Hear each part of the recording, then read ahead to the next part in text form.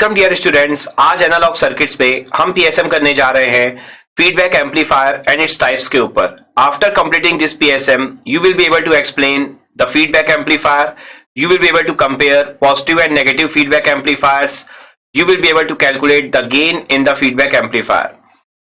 Basically यहां पर हम थ्योरिकल टाइप के न्यूमेरिकल टाइप के दोनों टाइप के प्रॉब्लम डिस्कस करने वाले हैं।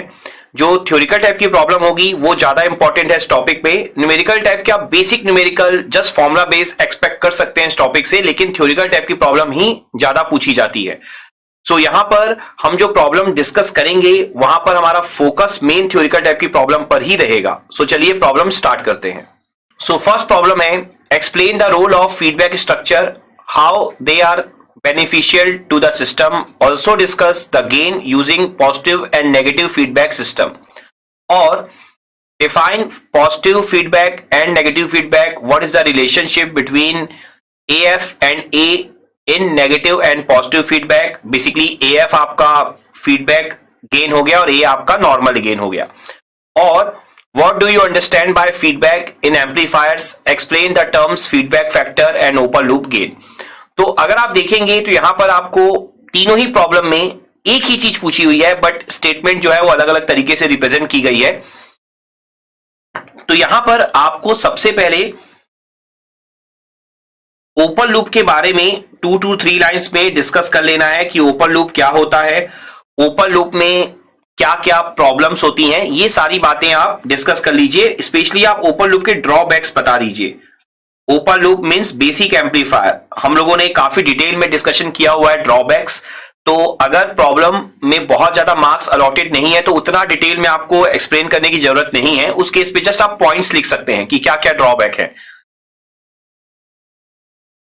इसके बाद आप फीडबैक स्ट्रक्चर के बारे में बताइए। फीडबैक स्ट्रक्चर में आप पहले तो एक्सप्लेन कर दीजिए कि आप कौन कौन से फीडबैक यूज करने वाले हैं, फीडबैक स्ट्रक्चर ड्रॉ कैसे किया जाता है, ये सारी चीजें आप बता दीजिए। लेकिन साथ ही साथ आप थ्योरी बता दीजिए कि आप ड्रॉबैक को ओवरकम कैसे करते हैं।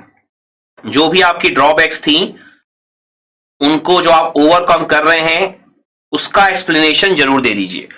और इसके बाद आप फीडबैक स्ट्रक्चर में गेन का कैलकुलेशन दिखा दीजिए। गेन दैट मींस AF का कैलकुलेशन दिखा दीजिए।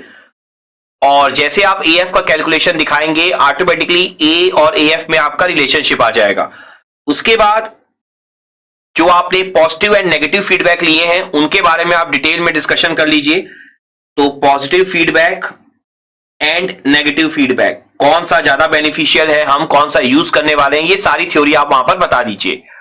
इसके अलावा अगर आप देखेंगे तो आपको फीडबैक फैक्टर भी एक टर्म लिखा है, तो वो भी आप गेन के साथ साथ ही एक्सप्लेन कर दीजिए फीडबैक फैक्टर।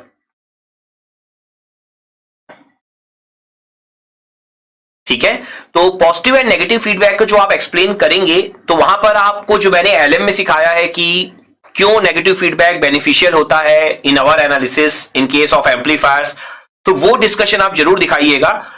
और यहां पर जो आप डिस्कशन करेंगे तो सारी बातें बताइएगा। गेन बैंडविड्थ प्रोडक्ट क्या होता है, फिर गेन आपका कम होता है नेगेटिव फीडबैक में तो बैंडविड्थ ज्यादा होती है, उसका क्या बेनिफिट होता है, ये सारी बातें आप वहां पर डिस्कशन कर दीजिएगा पॉजिटिव एंड नेगेटिव फीडबैक के कंसेप्ट में।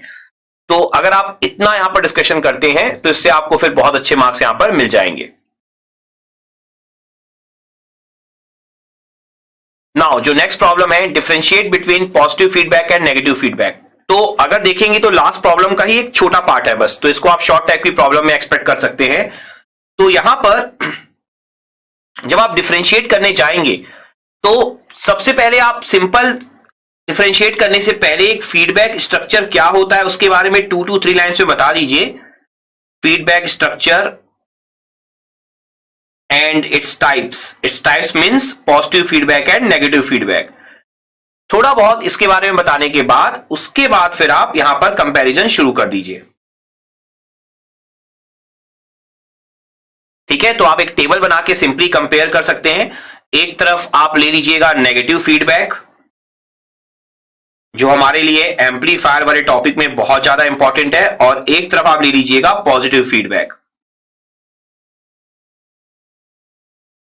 तो यहां पर आप जो पॉइंट्स डिस्कस करेंगे देखिए फर्स्ट पॉइंट तो आपको हमेशा ही गेन का डिस्कशन करना है दोनों ही केस में, जैसा मैंने आपको एलएम में भी पढ़ाया हुआ है। गेन का डिस्कशन करने के बाद फिर आप क्या करिए, बेसिकली फर्स्ट पॉइंट पे आप सिर्फ गेन का फॉर्मूला लिख दीजिए। उसके बाद आप क्या करिए, आप दिखाइए यहां पर कि गेन बैंडविड्थ प्रोडक्ट क्या होता है और फिर उसके कारण बैंडविड्थ क्या होती है। तो आप बैंडविड्थ का डिस्कशन कर दीजिए पॉइंट नंबर 2 में। और बैंडविड्थ का डिस्कशन कर लेने के बाद जो भी डिस्टॉर्शन वगैरह नेगेटिव फीडबैक में कम होते हैं या पॉजिटिव फीडबैक में इंक्रीज होते हैं, ये सारी बातें आप वहां पर एक्सप्लेन कर दीजिए। तो डिस्टॉर्शन का पोर्शन यहां पर एक्सप्लेन करिए पॉइंट नंबर 3 में। और पॉइंट नंबर 4 में आप आगे का डिस्कशन कर लीजिए, लाइक कट ऑफ फ्रीक्वेंसीज के बारे में। चूंकि देखिए आपको ये तो पता ही है कि बैंडविड्थ जो है वो इंक्रीज होगी कि डिक्रीज होगी, तो ऑब्वियसली बात है कट ऑफ फ्रीक्वेंसीज आप बैंडविड्थ से रिलेट कर सकते हैं। तो कट ऑफ फ्रीक्वेंसीज का डिस्कशन आप जरूर कर दीजिए पॉइंट नंबर 4 में।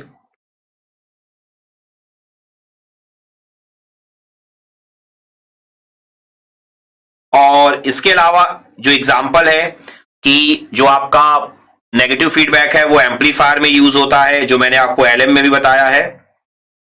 और जो पॉजिटिव फीडबैक है वो ऑक्सीलेटर में यूज किया जाता है। तो ये आप जरूर शो कर दीजिए। तो अगर आप इतने डिफरेंस यहां पर क्लियर कर देंगे तो बहुत अच्छे मार्क्स आपको मिल सकते हैं। ये पॉइंट ध्यान रखिएगा कि डिफरेंसेस जो हैं, जैसे मैंने आपको बताया है एलएम में, एक एक डिफरेंस को आपको एक्सप्लेन करना है। बेसिकली ये नहीं करना है कि आपको जस्ट गेन की वैल्यू लिख देनी है, आपको सिर्फ बैंडविड्थ की वैल्यू लिख देनी है। आपको एक्सप्लेन करके बताना है कि बैंडविड्थ कम क्यों है, बैंडविड्थ ज्यादा क्यों है, डिस्टॉर्शन कम कैसे हुआ, डिस्टॉर्शन ज्यादा क्यों है, कट ऑफ फ्रीक्वेंसीज कम ज्यादा क्यों हुई, बैंडविड्थ से रिलेट कर सकते हैं इस पॉइंट को। एम्पलीफायर में यूज होता है नेगेटिव फीडबैक, क्यों होता है, पॉजिटिव फीडबैक ऑक्सीलेटर में यूज होता है, क्यों होता है। ये सारे पॉइंट्स जो हमने एलएम में डिस्कस किए हैं, सारे पॉइंट्स आप एक्सप्लेन करिएगा, स्पेशली अगर लॉन्ग टाइप की प्रॉब्लम है तो। नाउ जो नेक्स्ट प्रॉब्लम है, an amplifier with voltage gain of 60 dB uses 1/20 of its output in negative feedback. Calculate the gain with feedback in dB. तो अगर आप इस प्रॉब्लम को देखें तो जस्ट फॉर्मूला बेस्ड प्रॉब्लम ही होगी, लेकिन यहां पर आपको समझना होगा कि बीटा की वैल्यू क्या होने वाली है। Feedback element, feedback gain, beta.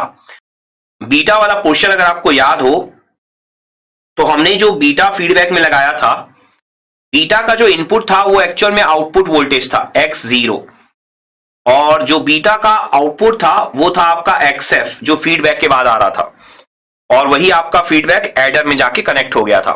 तो अगर हम देखें यहां पर जो बीटा की वैल्यू हमारी आई थी वो आई थी XF/X0, ये था हमारा बीटा। ठीक है, तो अगर आप देखेंगे यहां पर आपको क्या लिखा हुआ है, आपको ये लिखा हुआ है N amplifier with voltage gain of 60 dB, मतलब ये ओरिजिनल वोल्टेज गेन है एम्पलीफायर का, uses 1/20 of its output in negative feedback।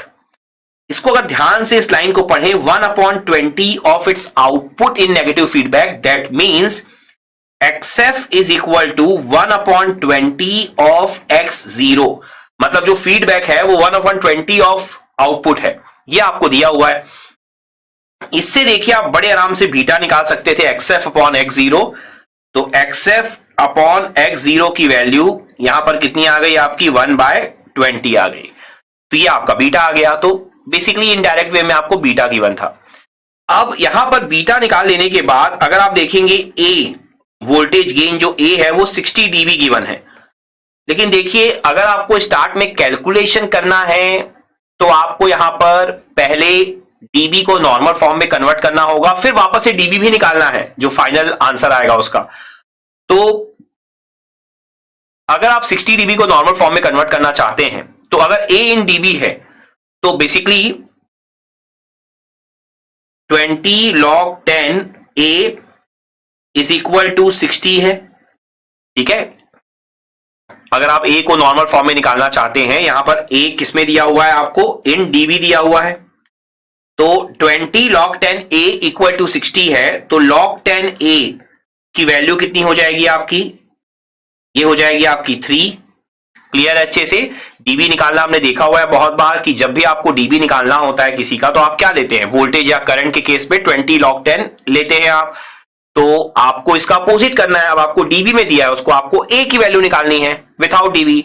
तो log 10 ए की वैल्यू आ गई 3, तो ए की वैल्यू क्या हो जाएगी, चूंकि log 10 है तो क्या हो जाएगा, जो आपका राइट साइड है वो 10 की पावर में चला जाएगा, तो आंसर क्या हो जाएगा 10 की पावर 3, दैट मींस 1000। तो आपको ए दिया हुआ है 1000।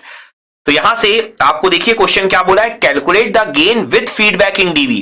दैट मींस आपको जो यहां पर एएफ निकालना है, विथ फीडबैक निकालना है, और नेगेटिव फीडबैक आपको बोला है क्वेश्चन में, ये ध्यान रखना है। तो ये होता है हमारा a upon 1 plus A beta. ये फॉर्मूला हमने डिराइव कर रखा है, एलएम में आप चेक कर सकते हैं। तो a कितना है 1000 है,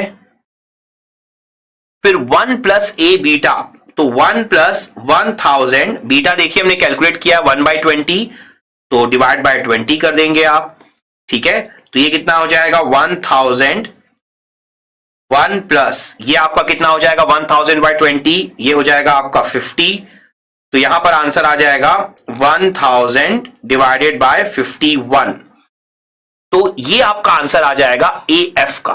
तो अगर आप देखें तो जैसा हम लोगों ने थ्योरी में भी कंसेप्ट सीखा हुआ है कि जो आपका नेगेटिव फीडबैक रहता है उसके कारण जो गेन है वो काफी रिड्यूस होता है। तो आप देखिए पहले गेन 1000 था, 1000/51 है, ठीक है, कितना ज्यादा आपका रिड्यूस हो जाएगा यहां पर गेन। क्लियर अच्छे से? तो इस तरीके से हम लोग यहां पर प्रॉब्लम को सॉल्व कर सकते हैं। तो आई होप जो हम लोग प्रॉब्लम डिस्कस की है उसके बाद आपने ये लर्निंग आउटकम्स अचीव कर लिए होंगे। Now you are able to explain the feedback amplifier. तो फीडबैक एम्पलीफायर हम लोगों ने एलएम में बहुत डिटेल में डिस्कस किया और आज हमने प्रॉब्लम भी डिस्कस की है। तो आई होप ये कंसेप्ट आपने बहुत अच्छे से अंडरस्टैंड कर लिया होगा। Now you are able to compare positive and negative feedback amplifiers। तो positive and negative feedback amplifiers क्या होते हैं, इनके यूज क्या होते हैं, ये सारी चीजें आई होप आपने बहुत अच्छे से समझ ली होंगी। Now you are able to calculate the gain in the feedback amplifier। तो जो हमने गेन का कैलकुलेशन एलएम में सीखा था और आज हमने न्यूमेरिकल भी डिस्कस किया है, तो आई होप ये कैलकुलेशन आपको बहुत अच्छे से क्लियर हो गया होगा। एंड ये सारी प्रॉब्लम्स कर लेने के बाद आई होप इस टॉपिक से रिलेटेड अब एग्जाम में कोई भी प्रॉब्लम आएगी आप बड़े आराम से अटेम्प्ट कर पाओगे और अच्छे से अच्छा मार्क्स स्कोर कर पाओगे।